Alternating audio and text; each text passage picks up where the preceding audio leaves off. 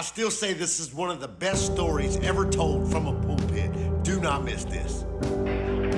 I called my barber, said, can you get me in? They said, yeah, come this afternoon.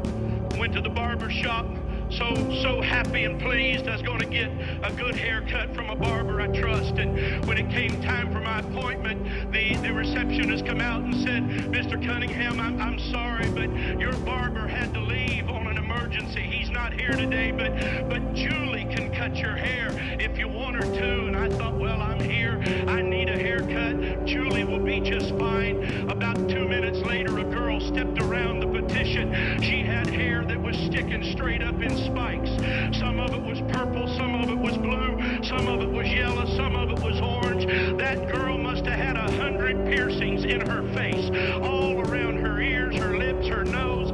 I mean, in the sides of her eyes, she was all pierced up. And under the piercing was all kind of painting. She had on polka dot pants and a plaid shirt. She had on 2 different color socks, and her shoes didn't match.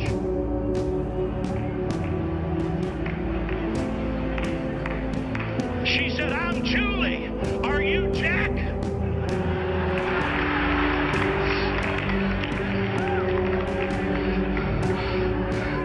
If it wasn't for wanting to please God, I'd have said, no, ma'am. Jack said, tell you he had to leave.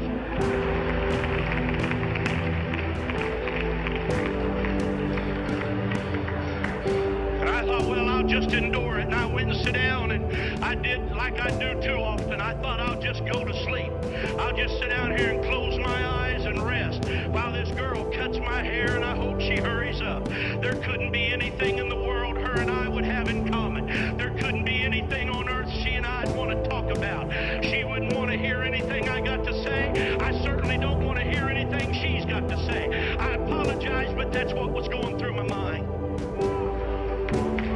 While she's cutting my hair, she said, where do you work?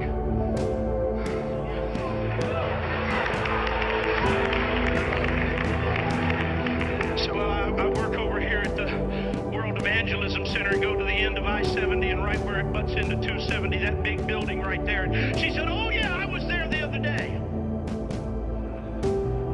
I said, you were at World Evangelism Center the other day?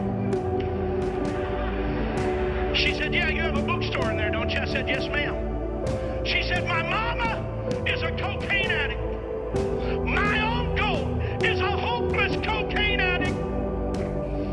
She said, somebody gave my mama one of those videos on Left Behind. And she said, we all sat down in the living room and watched it. And she said, I don't know nothing about God. And I don't know nothing about the church. And I don't know nothing about the Bible.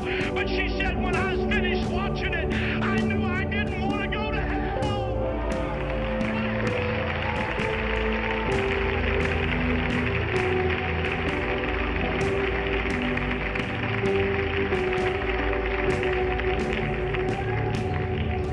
She said, I went to your bookstore and bought a Bible. She said, I don't know how else to find out anything about God. She said, I just bought a Bible and I'm going to start reading it through. She said, I've had it 2 days now. I've already read. And she named some books that she had been reading from, but she said, I really don't understand anything about it. And when I looked in the mirror, tears are streaming down her face.